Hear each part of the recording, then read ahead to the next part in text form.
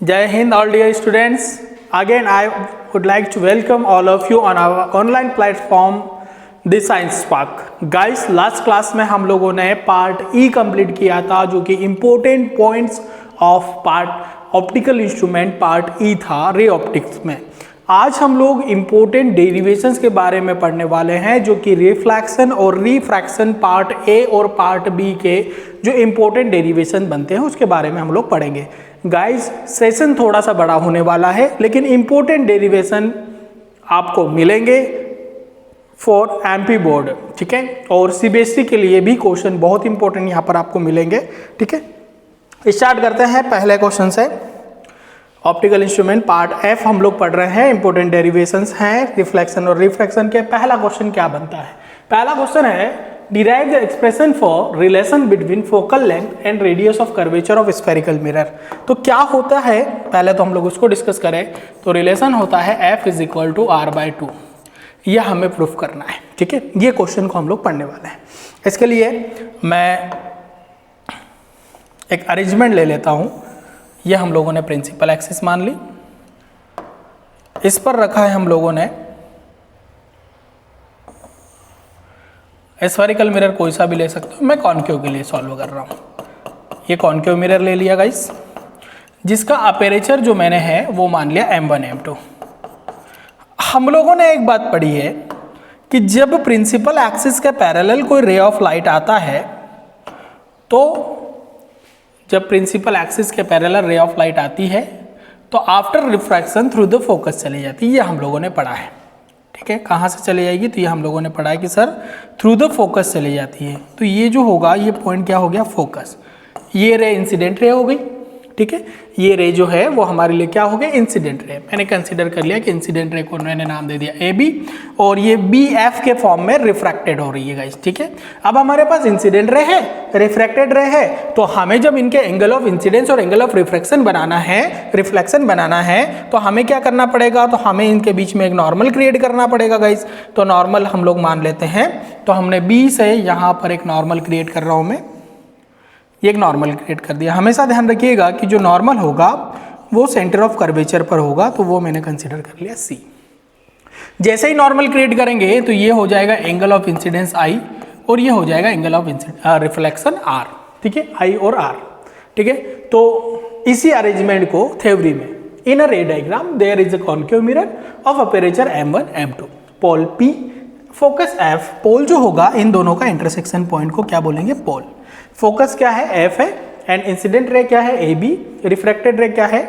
Sorry, reflected आएगा, reflected रे।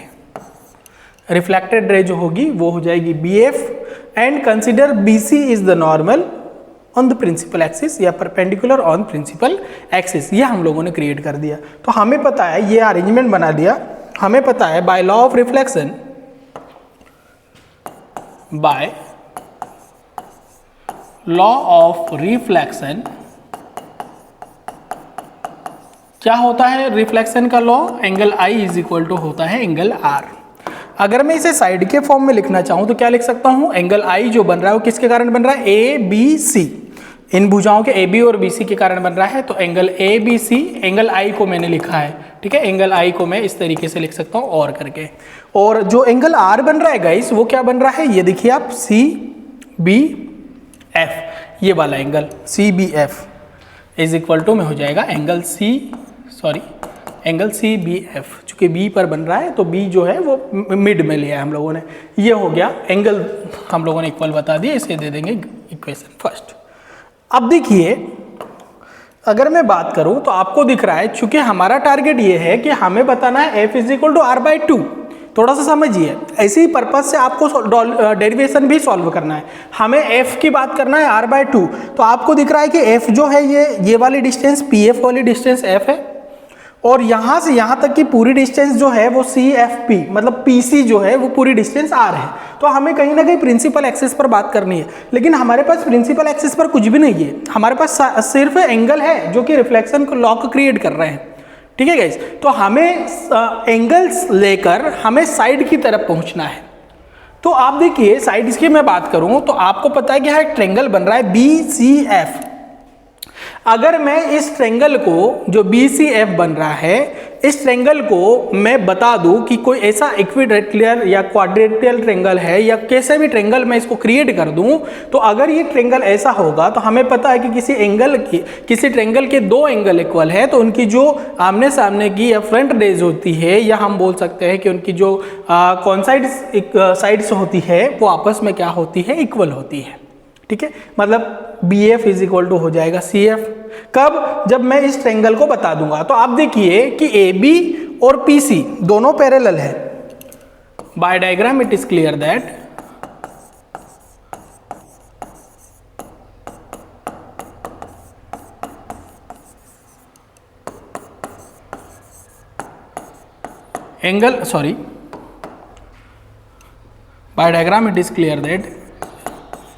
AB and PC are parallel.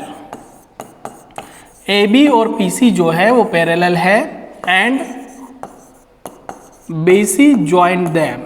BC जो है उनको जोड़ने का काम कर रही है।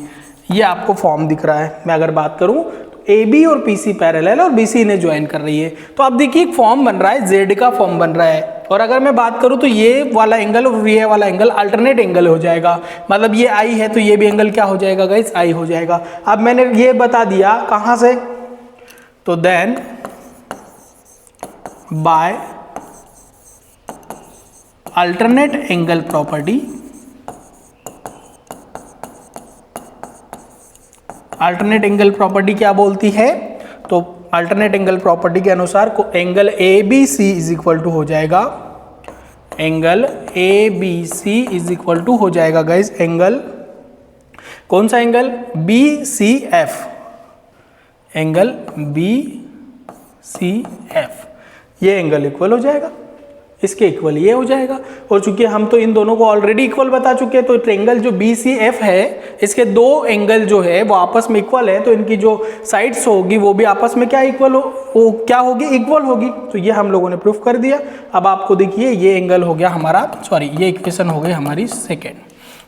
क्लियर है आपको, डायग्राम से सॉल्यूशन से हमारा क्लियर हो रहा है कि bye equation first and second, या कंपेयर की बात कर सकते हैं आप, कंपेयरिंग फर्स्ट एंड सेकंड। आपको दिख रहा है कि दोनों के LHS इक्वल है तो RHS भी इक्वल होंगे। तो angle CBF is equal to हो जाएगा angle BCF। Since in triangle BCF there are two angles are equal, चूंकि ट्रेंगल में दो एंगल इक्वल है, therefore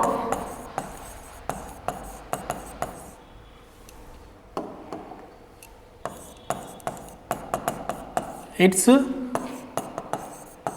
sides are also equal. इनकी जो साइड्स होगी, जो कॉन्जुगेंट साइड्स होगी या कॉन्साइड साइड्स होगी, वो भी क्या होगी, इक्वल होगी। तो कौन सी है, ये BF इक्वल होगी CF के। तो क्या हो जाएगा, इस साइड्स आर इक्वल, तो BF इज इक्वल टू हो जाएगा guys CF।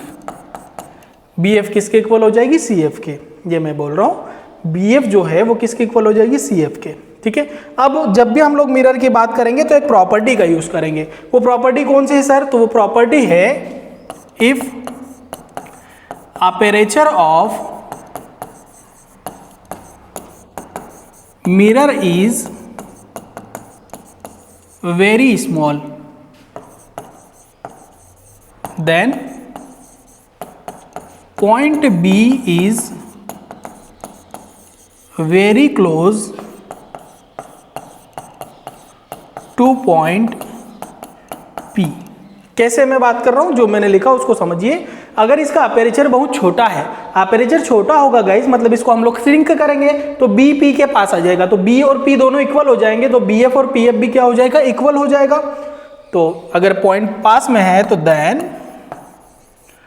BF is equal to हो जाएगा गाइस PF। आप BF CF के इक्वल है, BF PF के इक्वल है, तो आप इसको साइड दे सकते हैं, इक्वेशन थर्ड और इक्वेशन फोर्थ। देखिए मैं एंगल से साइड्स की तरफ आ गया, तो अब कौन से इक्वेशंस की बात करेंगे, by equation third and fourth.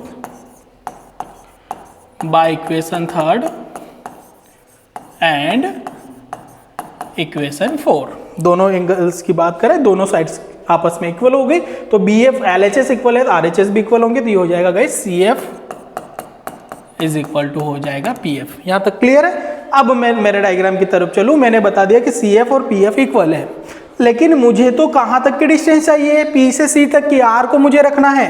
तो आप देखिए कि मैं सी एफ तक आ गया हूँ, मेरे साइड पर क्या, लेफ्ट साइड पर क्या है, सी एफ है, तो मुझे सी एफ से पी सी तक मतलब पी तक पहुँचना है, तो मैं इसमें क्या करूँ, पी एफ को ऐड कर दूँ। तो क्या करेंगे, on adding P F both side इन एबो इक्वेशन, जो ऊपर इक्वेशन है इसमें पी एफ दोनों साइड ऐड कर दो। तो दोनों साइड ऐड करेंगे गाइस, तो ये हो जाएगा C F plus P F is equal to हो जाएगा P F plus P F. आप C F plus P F को क्या लिख सकता हूँ, डायग्राम में दिख रहा है पी सी, और ये हो जाएगा 2pf।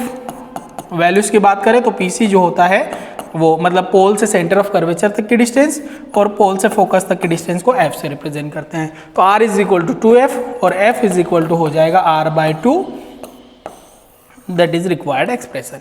ठीक है गाइस, ये इंपॉर्टेंट था हमारा f is equal to r/2। ठीक है, देख लीजिए थोड़ा सा इसको।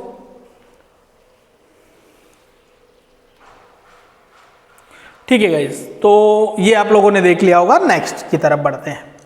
Derive the expression for mirrors formula. तो मिरर फॉर्मूले का क्या एक्सप्रेशन होता है, वो होता है 1/f is equal to 1/v plus 1/u। बहुत इंपॉर्टेंट रूल है, इंपॉर्टेंट फॉर्मूला भी है। ठीक है, इसे प्रूफ करना है। अरेंजमेंट की बात करूं तो पहले मैं अरेंजमेंट ही ले लेता हूं सर। इसके लिए क्या करेंगे, तो इसके लिए हम लोगों ने मान लिया कि एक प्रिंसिपल एक्सिस है। कॉन्केव मिरर के लिए ही प्रूफ करते हैं, क्योंकि पहले वाला भी मैंने कॉन्केव के लिए प्रूफ किया है, तो कॉन्केव मिरर ही ले लेता हूँ। ये कॉन्केव मिरर ले लिया, मिरर है, उसका बैक साइड पॉलिश जो होगा, हमने इसको अपेरेचर को नाम दे दिया M1 M2, जहाँ इन दोनों का इंटरसेक्शन पॉइंट होता है वो पोल होता है। ठीक है गाइस, इसके सामने हमने एक ऑब्जेक्ट रखा है, मतलब मिरर के सामने एक ऑब्जेक्ट रखा हुआ है, ये मैंने मान लिया ऑब्जेक्ट रखा है। ऑब्जेक्ट की यदि बात करूं तो ऑब्जेक्ट को मैंने नाम दे दिया कि ए बी एक ऑब्जेक्ट है। तब इससे निकलने वाली जो रेडिएशन होगी, पहली रेडिएशन जो इसके पैरेलल आएगी, रूल्स हम लोगों ने पढ़े हैं, जब कोई पैरेलल रेडिएशन इसके पैरेलल रेडिएशन आती है और अपेरेचर पर आती है तो थ्रू द फोकस चली जाती है, ये आपको पता है। कहाँ से चले आएगी, थ्रू द फोकस। और दूसरी रेडिएशन जो होती है यदि सेंटर ऑफ कर्वेचर से होकर आती है तो वो उसी पाथ से वापस लौट जाती है गाइस। ठीक है, तो ये सेंटर ऑफ कर्वेचर से अगर होती हुई इस पर आती है तो ये जिस पाथ से आती है, फॉर एग्जांपल इस पाथ से आ रही है तो इसी पाथ से वापस लौट जाएगी। जहां इन दोनों का इंटरसेक्शन होता है, जहां इन दोनों का इंटरसेक्शन होता है वहां बनती है image.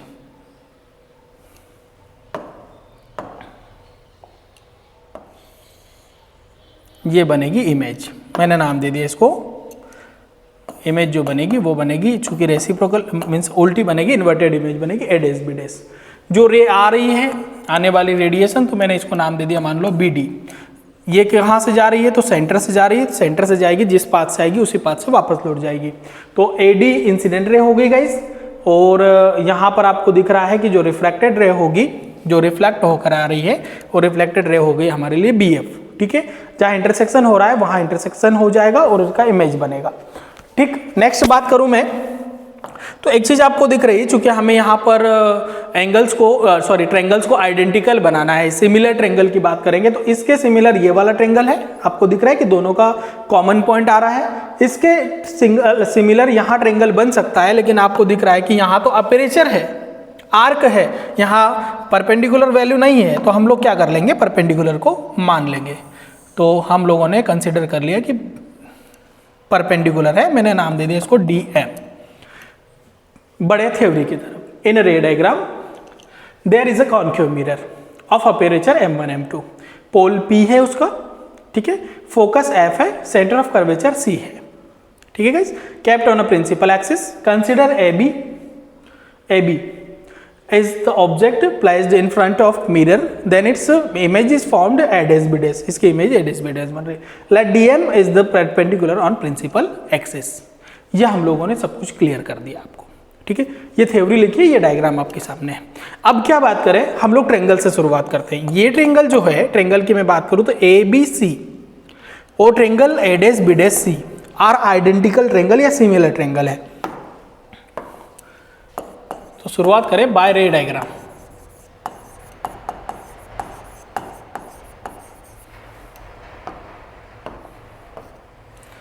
Triangle A B C and triangle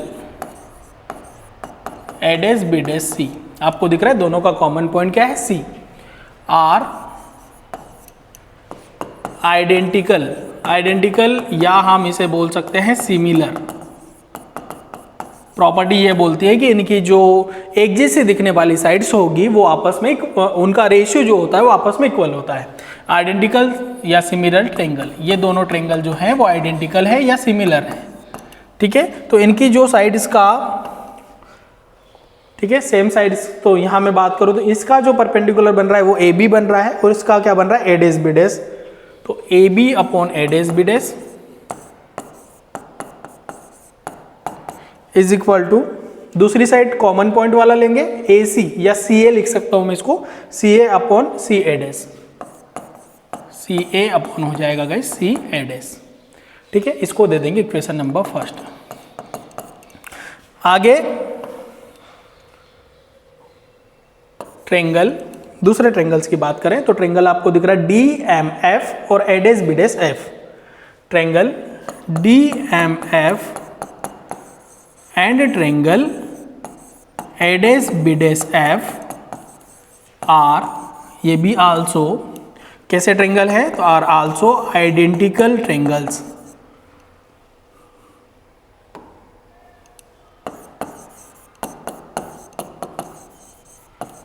अगर ये भी आइडेंटिकल है तो इनमें भी सेम बात, इसका परपेंडिकुलर इसके रेशियो के साथ और ये दो साइड्स, तो डीएम अपॉन हो जाएगा guys A dash B dash,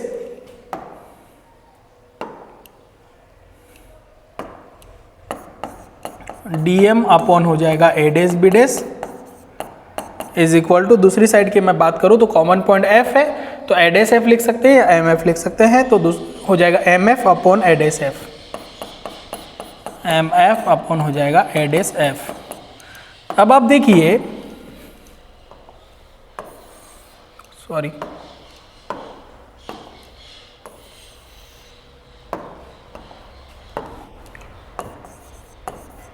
bye ray diagram it is clear that, क्या क्लियर की बात कर रहा हूं मैं, सिंस आपको दिख रहा है कि यहाँ A B upon A dash B dash, क्योंकि हमारा कॉन्सेप्ट क्या होता है, जब भी हम लोग डिराइवेशन करेंगे तो हमें जो इक्वेशंस आती है उनको कंपेयर करना होता है, तो कंपैरिजन के लिए एक्स साइड्स तो इक्वल होना ही चाहिए गाइस। तो यहाँ आपको दिख रहा है A B upon A dash B dash और यहाँ D M upon A dash B dash है, लेकिन मैं अगर डायग्राम से देखूँ तो ए बी और डी एम दोनों की वैल्यू सेम है। ठीक है, दोनों साइज में सेम है, तो by diagram it is clear that D M is equal to है ए बी। सो इक्वेशन को आगे बढ़ाएं तो इक्वेशन हो जाएगी A B upon A dash B dash is equal to में हो जाएगा guys M F upon A dash F. एक बात मैंने और आपको बोली थी कि जब भी मैं मिरर की बात करूंगा तो स्मॉल अपेरेचर वाली प्रॉपर्टी लगाऊंगा ही लगाऊंगा। ठीक है, तो यहां यूज कर लेते हैं, if aperture of mirror is very small, if aperture of mirror is very small then point, चलिए देखिए, अगर श्रिंक करेंगे, इसे श्रिंक करेंगे तो m जो है वो p के ऊपर चले जाएगा। ठीक है, इसको लेने की जरूरत नहीं है, हम यहाँ पर अगर श्रिंक करेंगे तो ठीक है d भी यहाँ पर आएगा, लेकिन हमें इसकी जरूरत है अभी फिलहाल में, तो m p के प्राप्त चले जाएगा। तो then point m is very close to point P, क्योंकि हमें M की जरूरत है गाइस। सो देन क्या हो जाएगा, तो देन हो जाएगा सर M अगर P के पास चले गया तो हो जाएगा MF इज इक्वल टू हो जाएगा PF, MF क्या हो जाएगा, PF के इक्वल हो जाएगा। सो ये हो जाएगा AB upon A dash B dash is equal to M F की जगह क्या रख देंगे, P F upon A dash F. इसको दे दीजिए इक्वेशन नंबर सेकेंड। अब आप देखिए कि दोनों तरफ इक्वेशन फर्स्ट में A B upon A dash B dash, A B upon A dash B dash. अब हम लोग दोनों इक्वेशंस को क्या कर सकते हैं, कंपेयर कर सकते हैं। तो बाय या ऑन कंपेयरिंग भी लिख सकते हैं आप। फर्स्ट एंड इक्वेशन सेकेंड, दोनों इक्वेशंस के LHS इक्वल है तो RHS भी इक्वल होंगे। तो इसका RHS है सी ए अपॉन सी ए डैश, और दूसरी इक्वेशन का जो RHS है P F upon A dash F. ठीक है, ये है हमारे पास।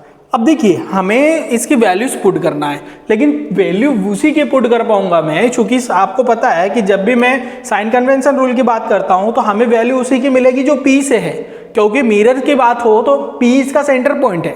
ठीक है, और P से F तक की वैल्यू मुझे पता है, पोल से ऑब्जेक्ट तक की डिस्टेंस पता है, पोल से इमेज तक की डिस्टेंस पता है, लेकिन इस वैल्यू को तो मैं नहीं रख पाऊंगा सर। तो इसके लिए क्या करें सर, तो इसके लिए आप पहले इसको मॉडिफाई करो। मतलब आप क्या लिख सकते हैं, तो CA को मैं क्या लिख सकता हूं, तो CA को जो मैं लिख सकता हूं उसको पहले मैं मॉडिफाई कर रहा हूं बाय डायग्राम। CA ये वाला वैल्यू है, हमें P से इसकी रिलेशन शो करना है। तो आपको पता है कि अगर PA में से मैं PC को माइनस कर दूं, मतलब इस पूरे में से इसको माइनस कर दूं इतने को, तो ये वाला वैल्यू निकल आएगा CA या AC। ठीक है, तो मैं लिखूंगा इसको PA माइनस PC। चलिए ये हो जाएगा मेरा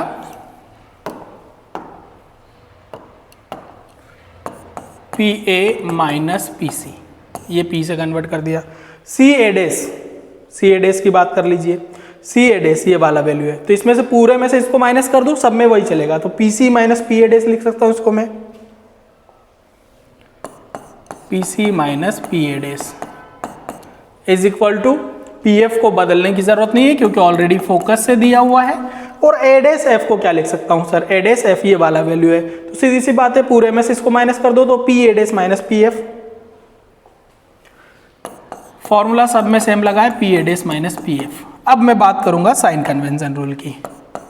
bye sign convention rule, sign convention rule ये बोलता है कि मिरर के लेफ्ट साइड की सारी वैल्यूज नेगेटिव होगी।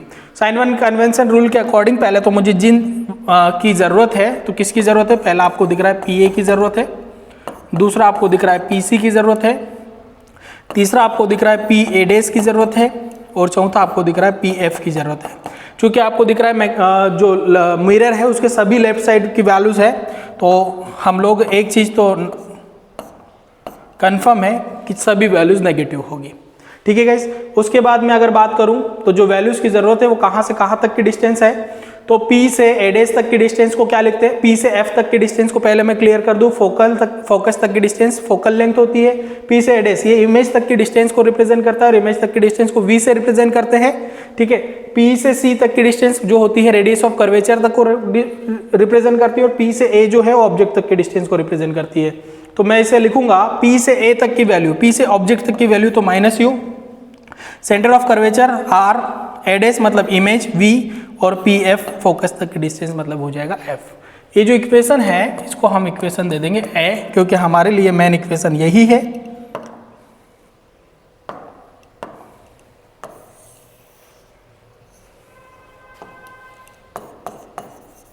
Put all the values in equation first, sorry A, equation A में सभी वैल्यूज को रखिए। चलिए, सामने आपके PA minus U minus PC minus R upon में PC minus R minus of PA dash minus V is equal to PF minus F upon में PA dash minus V minus PF कितना है, focus तक की distance, तो minus F। सो की सारी values negative, इसलिए मैंने उसको क्या लिखा ब्रैकेट में। आगे सॉल्व करेंगे तो आपको दिख रहा है कि सॉल्व करेंगे तो ये हो जाएगा minus U minus minus plus का R हो जाएगा गाइस, अपॉन में हो जाएगा minus R plus V is equal to में हो जाएगा minus F upon minus V plus F। Ratio है तो क्रॉस मल्टीप्लीकेशन द्वारा सॉल्व होगा, तो क्रॉस मल्टीप्लीकेशन कीजिए, तो किसका क्रॉस मल्टीप्लीकेशन होगा, माइनस U प्लस R का क्रॉस होगा बेटा माइनस V प्लस F से, इज इक्वल टू में माइनस एफ का मल्टीप्लीकेशन होगा माइनस आर प्लस वी से। आगे सॉल्व करें, मतलब इसको मल्टीप्लाई करें, तो मल्टीप्लाई करेंगे तो पहले इसका पूरे में होगा with sign, minus minus plus हो जाएगा, बचेगा यू वी, माइनस यू का इसके साथ तो plus minus minus U F. ठीक है, नॉर्मल मल्टीप्लीकेशन कर रहा हूँ guys, plus minus minus R V plus का ही रहेगा, बचेगा R F is equal to में माइनस माइनस प्लस का हो जाएगा F R plus minus minus हो जाएगा एफ पी। जैसे ही रखा तो आपको दिख रहा है एफ आर दोनों साइड है, आर एफ या एफ आर बोल सकते हैं आप इसको। ठीक है, तो दोनों कैंसिल हो जाएंगे गाइस, एफ आर से एफ आर या आर एफ कैंसिल हो गया, जो बचा उसको लिख दीजिए U V minus U F minus R B is equal to बचा माइनस एफ ई। पहला काम ये करना कि माइनस वाली वैल्यूज को प्लस में कन्वर्ट कर दो। तो क्या करना है, सबसे बढ़िया साइड को चेंज कर दो, ये वैल्यूज नेगेटिव है उधर जाएगी तो पॉजिटिव हो जाएगी, वो वैल्यू इधर आएगी तो पॉजिटिव हो जाएगी। चलिए चेंज कर देते हैं इसको, ये हो जाएगा यू वी, इधर लाएंगे तो ये हो जाएगा प्लस का F V is equal to उधर पहुंचा दीजिए, ये हो जाएगा गाइस यू एफ प्लस हो जाएगा are we.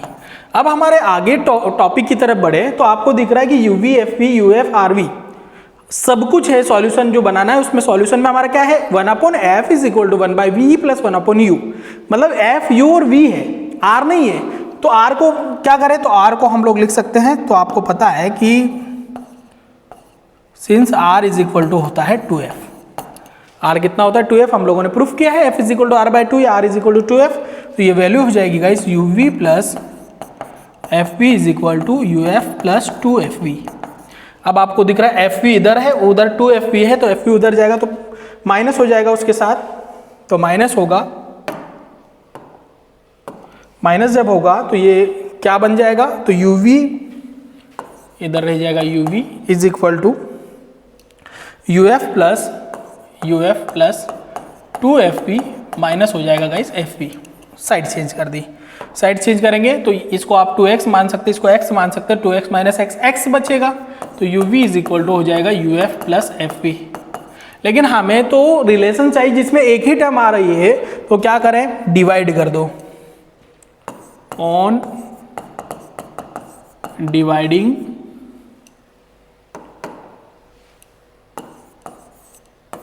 Both side by U V F, U V method से सॉल्व कर रहे हैं तो यू वी एफ से डिवाइड करेंगे हम लोग, तो डिवाइड करेंगे तो यू वी अपॉन हो जाएगा guys U V F is equal to में हो जाएगा U F upon U V F plus में हो जाएगा F B upon U V F. जो सॉल्व हो रहा है, मतलब जो कैंसिल हो रहा है कैंसिल कर दीजिए, यू वी से यू वी कैंसिल, बचा 1/f, यू एफ से यू एफ कैंसिल, बचा 1/v प्लस एफ बी से एफ बी कैंसिल, बचा 1/u। और यही रिलेशन मिरर्स फॉर्मूले को रिप्रेजेंट करता है। This is the required expression.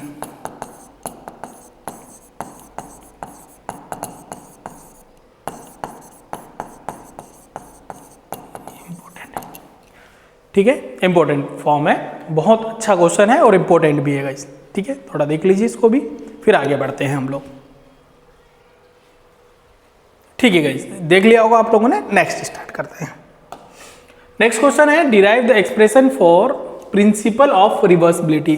तो प्रिंसिपल ऑफ रिवर्सिबिलिटी को क्या शो करता है, प्रिंसिपल ऑफ रिवर्सिबिलिटी जो हम लोगों ने पढ़ा भी है, तो इसके लिए एक अरेंजमेंट पहले तो मैं क्लियर कर दूं आपको। ये मान लो है प्रिंसिपल एक्सिस, चूंकि बात रिफ्रैक्शन की हो रही है तो रिफ्रैक्शन में एक हमें नॉर्मल भी चाहिए। रिफ्रैक्शन में हम लोगों ने पढ़ा है गाइस कि जब कोई रे ऑफ लाइट एक मीडियम से दूसरे मीडियम में जाती है तो उसका थोड़ा सा पाथ जो हो जाता है वो चेंज हो जाता है, उसका रियल पाथ से थोड़ा सा ऑब्स्ट्रक्ट हो जाती है। तो ये इंसिडेंट रे है, ये जो है वो रिफ्रैक्टेड रे है। यहाँ बनेगा एंगल आई और यहाँ बनेगा एंगल आर। तो ये अरेंजमेंट ये बताता है कि यदि इसके पाथ को रिवर्स कर दिया जाए, पाथ को रिवर्स करने के लिए क्या करना होगा, पाथ को रिवर्स करने के लिए हम लोग मान लेते हैं कि यहाँ पर हम लोगों ने, अगर आपको पाथ को रिवर्स करना है तो यहां पर आप लोगों को लगाना पड़ेगा एक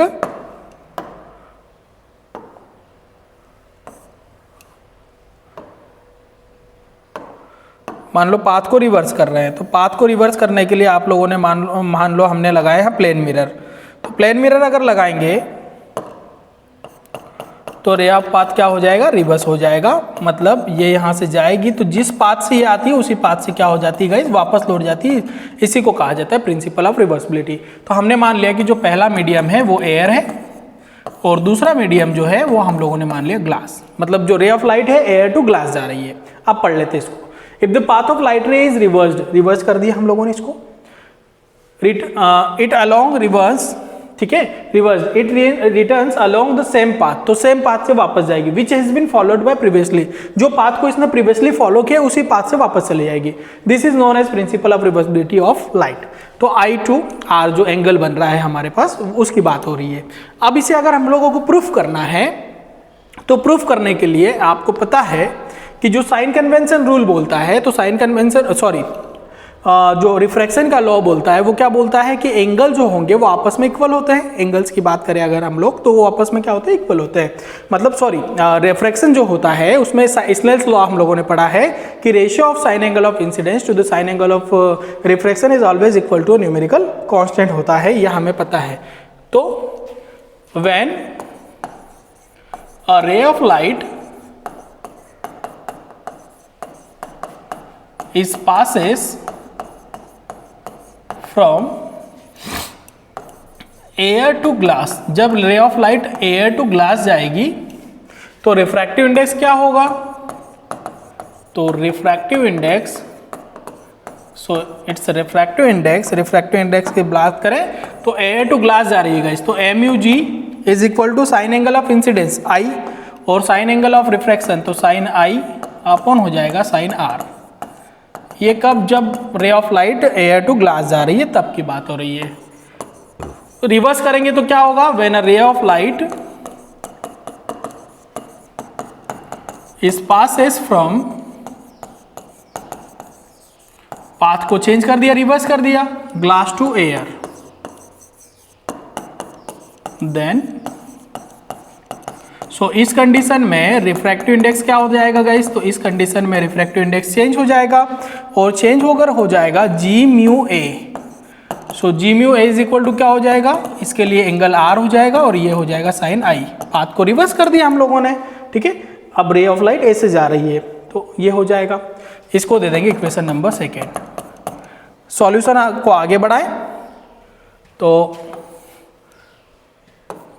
bye equation first and second, या हम बोल सकते हैं by multiplication of equation first and second, दोनों इक्वेशंस को हम मल्टीप्लाई कर रहे हैं। तो मल्टीप्लीकेशन में क्या होगा, LHS के साथ मल्टीप्लाई होगा, MUG is equal to into G/μA is equal to RHS हो जाएगा sine I upon sine R into sine R upon हो जाएगा गाइस साइन I।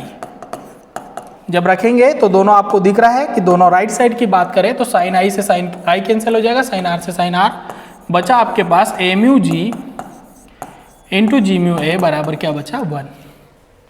या इसे मैं सॉल्व करूं तो MUG इज इक्वल टू हो जाएगा, ये मल्टीप्लीकेशन में अपॉन में चले जाएगा तो 1 हो जाएगा G/μA। इसी को बोला जाता है mathematical form of principle of reversibility. Path of rays क्या हो गया, रिवर्सिबल, क्योंकि इनका जो रिफ्रैक्टिव इंडेक्स हो गया वो आपस में रेसिप्रोकल हो गया गाइस, ठीक है। तो ये है principal of reversibility of light.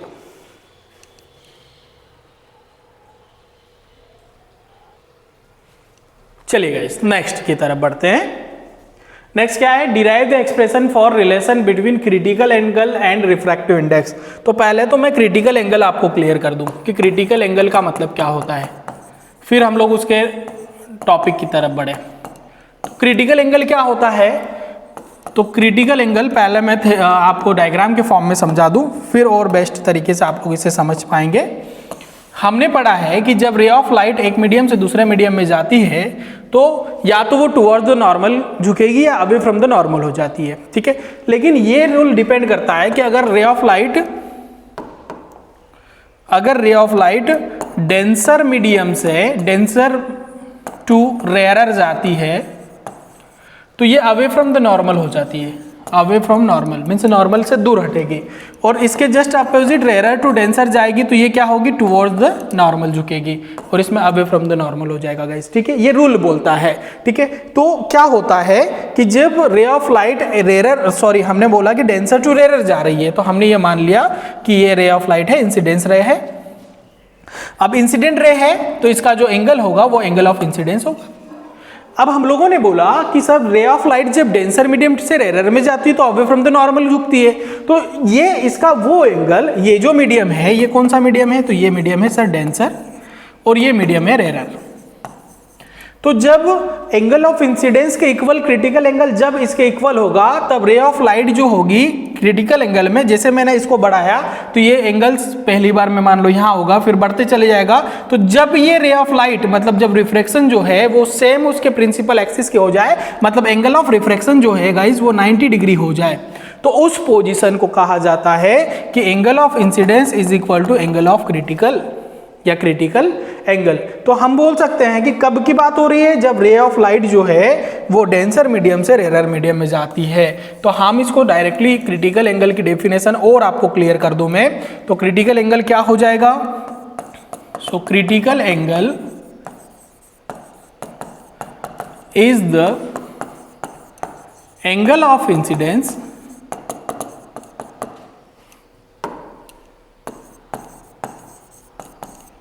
In denser medium, कौन से मीडियम में, denser medium,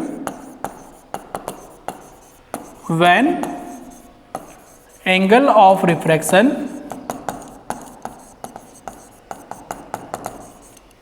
becomes 90 degree in rarer medium. मतलब ये बात क्लियर हो गई कि एंगल ऑफ इंसिडेंस तब क्रिटिकल एंगल के इक्वल होगा जब रेयर मीडियम में एंगल ऑफ रिफ्रैक्शन कितना हो जाएगा गाइस, 90 डिग्री हो जाएगा। ये प्रोसेस है हमारी। हमने मान लिया कि जो रेयर मीडियम है उसको मैंने मान लिया कि एयर है और जो डेंसर मीडियम है इसको मैंने मान लिया ग्लास है। यह हम लोगों ने कंसीडर कर लिया, ठीक है। ये हो गया क्रिटिकल एंगल। हमें रिफ्रैक्टिव इंडेक्स शो करना है, इसलिए मुझे दो मीडियम जरूरी है, ठीक है। तो आपको पता है कि व्हेन रे of light passes from, when a ray of light passes from air to glass, then refractive index, so refractive index किसके द्वारा निकालेंगे, तो उसके लिए लॉ पढ़ा है हम लोगों ने, बाय स्नेल्स लॉ, ये हम लोगों ने पढ़ा है। जब एयर टू ग्लास जाएगी रे ऑफ लाइट तो बनेगा a mu g is equal to हो जाएगा sine angle of incidence to the sine angle of refraction, ठीक है। तो यहां जब मेरा एयर टू ग्लास हो जाएगा तो यहां पर साइन आर बन रहा है, साइन आर कितने डिग्री है, 90 डिग्री है, तो यहां पर एंगल हो जाएगा साइन 90 डिग्री। अपॉन में साइन जो है वो कितना है, क्रिटिकल एंगल आईसी के इक्वल है, ठीक है। एम यू जी में ऊपर के एंगल कोई सा भी हो, ठीक है, वो एंगल्स आपस में रेशियो के इक्वल होते हैं। सिंस हमें पता है कि since sine 90 degree is equal to होता है 1, सो आगे से सॉल्व करें तो ये हो जाएगा M U G is equal to 1 by sine I C. ये हमें मिल गया एम यू जी की बात करें तो, ग्लास, एयर टू ग्लास की बात कर रहे हैं गाइस, ठीक है। तो ये रिफ्रैक्टिव इंडेक्स मिल गया हमें, ये क्या मिल गया हमें, रिफ्रैक्टिव इंडेक्स, ठीक है, 1 बाय साइन आई सी। और मैं इसे लिख सकता हूं, और की अगर हम लोग बात करें, और अगर हम लोग आगे की बात करें तो ये हो जाएगा M U G is equal to sine I C को मैं लिख सकता हूं कोसेक आई सी। ये रिलेशनशिप शो करता है। आप चाहें तो बहुत सारी बुक्स में क्या है, पहले ग्लास टू एयर बताया हुआ है और फिर उसको रेसिप्रोकल प्रिंसिपल ऑफ रिवर्सिबिलिटी से करके भी सॉल्व कर सकते हैं आप, ठीक है, या फिर एयर टू ग्लास भी डायरेक्टली आप निकाल सकते हैं, क्योंकि इसमें जो एंगल है ये एंगल 90 डिग्री का है, नीचे जो बात हो रही है एंगल क्या है, एंगल आईसी है, ठीक है। कैसे भी आप इसको सॉल्व कर सकते हैं इस तरीके से। नेक्स्ट क्वेश्चन की बात करें तो लास्ट क्वेश्चन आपका इस डेरिवेशन में है, जो कि इंपॉर्टेंट डेरिवेशन को शो करता है, derive the expression for refraction through spherical surface. तो क्या होता है, पहले तो मैं इसकी बात कर लूँ, तो ये होता है formula mu upon V is equal to, sorry, mu upon V minus 1 upon U is equal to mu minus 1 by R. ये रिफ्रैक्शन का फॉर्मूला है थ्रू स्फेरिकल सरफेस। मतलब यहाँ बात प्रिज्म की कहीं से कहीं तक नहीं हो रही है, सॉरी, मतलब बात यहाँ पर कहीं से कहीं तक मिरर की नहीं हो रही है। तो ये हमने मान लिया प्रिंसिपल एक्सिस है और इस पर एक सरफेस रखा हुआ है, ठीक है गाइस। बात करूं मैं अगर सरफेस की, तो सरफेस में रिफ्रैक्शन शो होगा, तो रिफ्रैक्शन के लिए मुझे पहले नॉर्मल देना होगा। तो ये हमने मान लिया कि नॉर्मल है, ये मैंने बता दिया नॉर्मल है गाइस, ठीक है। तो हमने मान लिया ये अपेरेचर है, मैंने इसको नाम दे दिया M1 M2। माना हमने कि इस अपेरेचर के सामने एक पॉइंट ऑब्जेक्ट O रखा हुआ है। जब इससे निकलने वाली कोई रेडिएशन, इससे निकलने वाली रेडिएशन ऑप्टिकल सेंटर की ओर आएगी,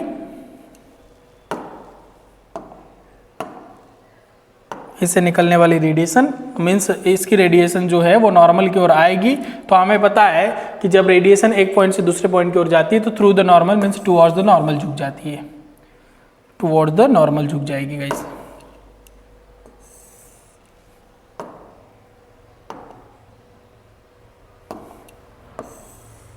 ये तो रिफ्रैक्शन हो रहा है, इसी को हम लोग पीछे की तरफ ड्रॉ करेंगे। जो रिफ्रैक्शन हो रहा है इसको हम लोग क्या करते हैं, पीछे की तरफ ड्रॉ कर लेते हैं। तो ये इमेज बन जाती है, इसको हम लोग नाम दे देंगे I, और ये जो नॉर्मल डालते हैं हमेशा B पर डालेंगे।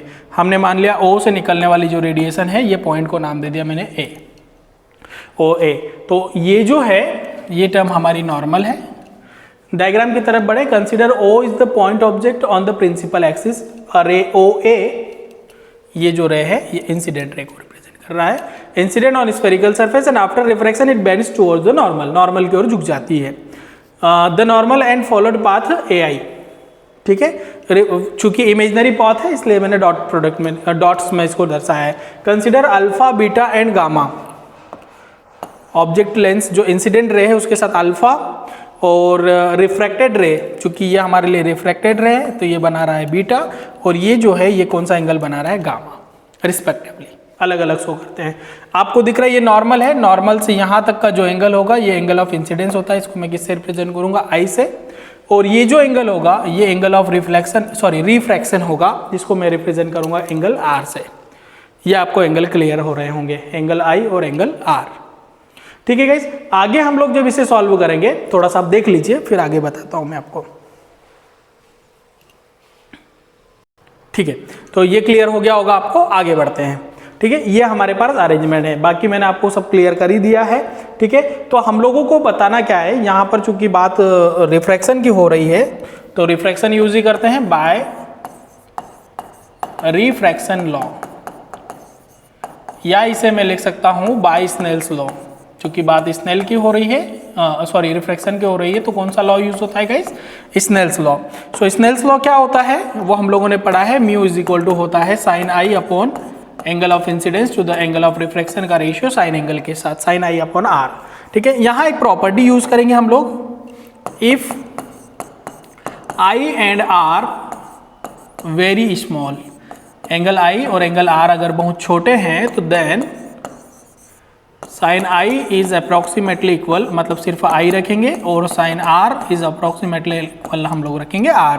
जब वैल्यू पुट करूंगा मैं तो ये हो जाएगा guys mu is equal to I upon R, और यहाँ से अगर मैं इसे I की वैल्यू निकालूँ तो I is equal to equation बनेगी म्यू R, इसको दे देंगे इक्वेशन नंबर फर्स्ट।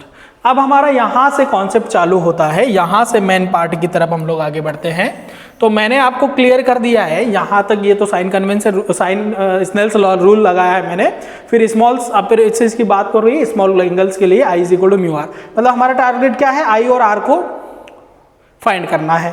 तो आपको दिख रहा है कि यहाँ पर अगर मैं एक्सटीरियर एंगल प्रॉपर्टी लगाऊंगा तो आपको पता है एक्सटीरियर एंगल प्रॉपर्टी क्या होती है, तो एक्सटीरियर एंगल प्रॉपर्टी ये बताती है, अगर मैं बात करूँ तो एक ट्रायंगल बन रहा है OAC और एक ट्रायंगल बन रहा है IAC, ठीक है। यहाँ एक्सटीरियर एंगल प्रॉपर्टी लगाऊंगा तो आपको अंदर के जो दो एंगल है उसका सम बाहर के एंगल के इक्वल होता है। तो आगे in triangle OAC bye exterior angle property, exterior angle property ये बोलती है कि अंदर के दो, किसी ट्रायंगल के अंदर के दो एंगल्स का सम बाहर के एक एंगल के इक्वल होता है। तो OAC में मैं अगर बात करूं तो OAC ये वाला ट्रायंगल बन रहा है, इसमें अंदर के कौन से एंगल है, I plus alpha is equal to क्या है, गामा, या मैं ले सकता हूं इसे gamma is equal to I plus alpha. चूंकि हमें आई की वैल्यू चाहिए तो अल्फा इसके साथ माइनस में चले जाएगा, तो आई इज इक्वल टू हो जाएगा गाइस गामा माइनस अल्फा, इसको दे देंगे इक्वेशन नंबर सेकेंड, या नहीं दो तो फिर हम लोग डायरेक्टली मान रख देंगे, वैल्यू रख देंगे। आई निकाल लिया। अब दूसरा जो एंगल निकालना है वो मुझे निकालना है आर। तो आर के लिए कौन सा एंगल, सी ए आई, ये ट्रेंगल में लगा देंगे। इन ट्रेंगल सी ए आई, सी ए आई की बात करें तो बाय एक्सटेरियर एंगल प्रॉपर्टी, सी ए आई में आप देखिए कि यहाँ एक्सटीरियर एंगल प्रॉपर्टी क्या लग रही है, R plus gamma is equal to beta, या बीटा इज इक्वल टू मैं लिख सकता हूँ, बीटा इज इक्वल टू हो रहा है बेटा आर प्लस गामा। मुझे आर की वैल्यू चाहिए तो गामा इसके साथ माइनस में चले जाएगा, तो आर इज इक्वल टू हो जाएगा गाइस बीटा माइनस गामा। ठीक है, तो बाय इक्वेशन फर्स्ट में इसकी वैल्यू रखें, तो बाय इक्वेशन फर्स्ट वैल्यू रख दीजिए। आई की वैल्यू कितनी है, आई की वैल्यू है gamma minus alpha is equal to mu into R की वैल्यू है बीटा माइनस गामा।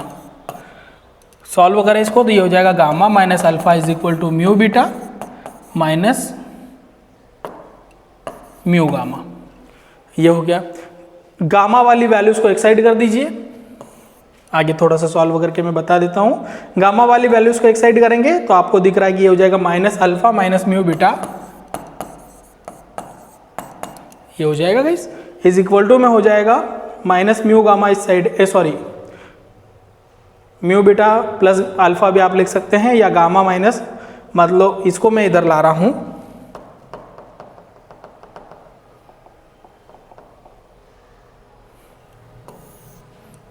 ठीक है। गामा वाली वैल्यूज को एक साइड करना है हमें, तो मैंने इसको लिखा minus alpha minus mu beta is equal to में उधर है माइनस म्यू गामा, और ये गामा उधर जाएगा तो ये हो जाएगा माइनस का।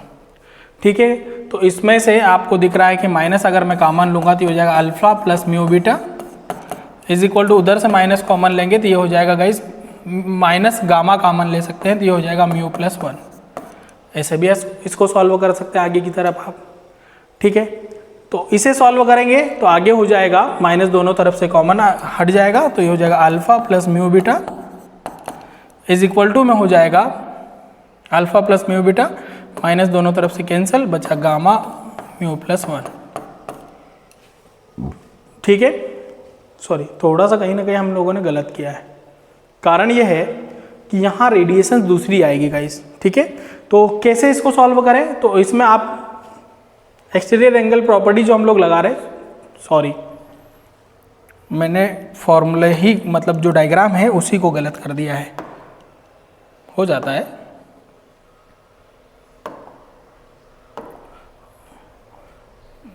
डायग्राम में ये मिस्टेक हुई है, जो हुई है मैं बता देता हूँ आप लोगों को।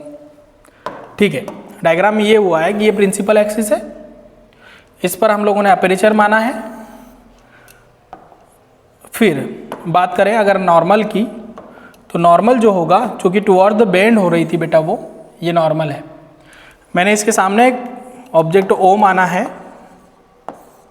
ठीक है गाइस, यहाँ से थोड़ा सा बाहर की ओर, मतलब यहाँ से कोई रेडिएशन इसके ऊपर आती है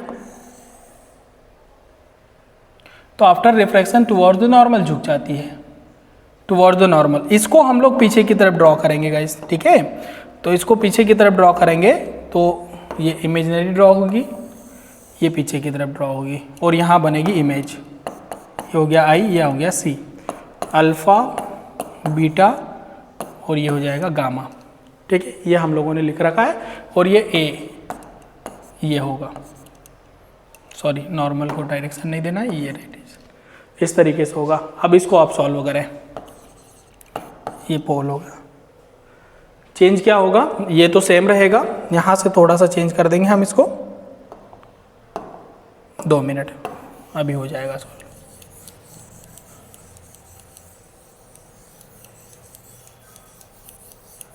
चलिए फटाफट सॉल्व कर लेते हैं गाइस इसको, थोड़ा सा डायग्राम में चेंज हो गया था। यहाँ आपको दिख रहा है कि पहला ट्रायंगल दिख रहा है ओ ए सी।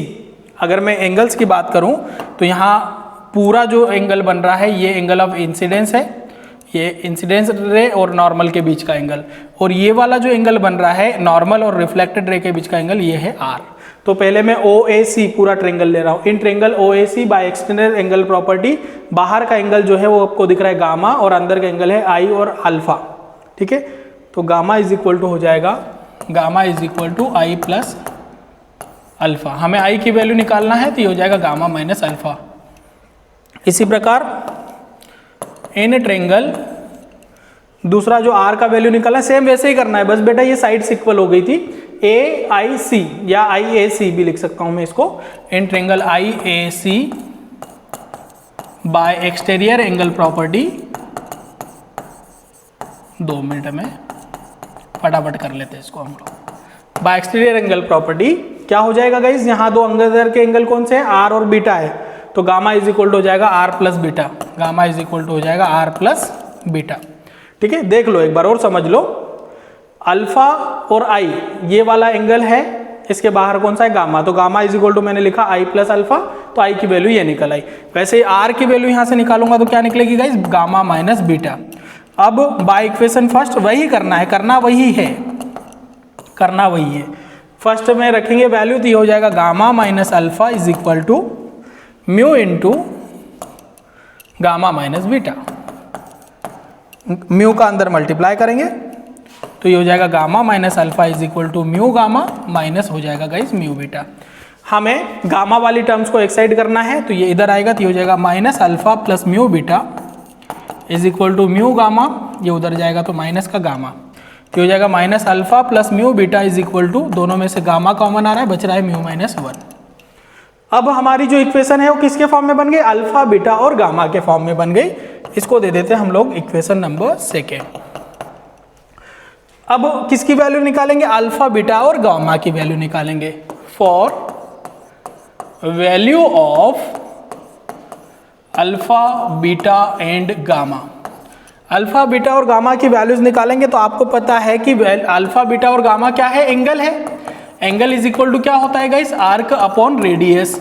अगर मैं बात करूं एंगल्स की तो आर्क अपॉन क्या होता है, रेडियस। तो चलिए देख लेते हैं आर्क क्या है। आर्क आपको दिख रहा है सभी में AP आर्क है, AP आर्क है। पहले मैं अल्फा के लिए निकालूंगा तो यहां से यहां तक किसकी रेडियस हो जाएगी, मतलब PO हो जाएगा।